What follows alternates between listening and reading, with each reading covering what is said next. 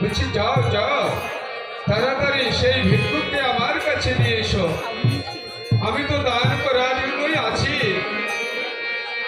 প্রহরী চললেন ওই ভিক্ষুকের কাছে। ভিক্ষুক বলছে আমি যাব ভিতরে। প্রহরী বলছে হ্যাঁ যাও, মহারাজ তোমার জন্য অপেক্ষা করছে। বলছে মহারাজ, মহারাজ কোথায় মহারাজ? মহারাজ আমার প্রণাম দিন, আমি আজ 3 দিন কিছু খাইনি মহারাজ, আমায় কিছু খেতে দাও। মহারাজ তার মাথায় হাত বুলিয়ে বলছে বুড়ি ভক্ত, তুমি 3 দিন কিছু খাওনি, কেন আসুনি আমার এই রাজমহলে? হ্যাঁ মহারাজ, আমায় কিছু খেতে দাও মহারাজ।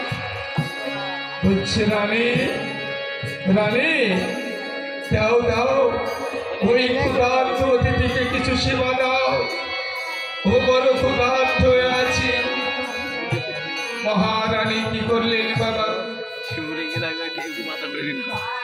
তার সারা থেকে সেবা নিয়ে এসে দিচ্ছেন ওই ফকিরকে। নিজ সন্তানকে সেবা দেওয়ার পরে কোন অতিথিকে সেবা দিচ্ছে। অতিথি সেবা পায়ে মহা খুশি হয়ে গেছেন, খাচ্ছেন।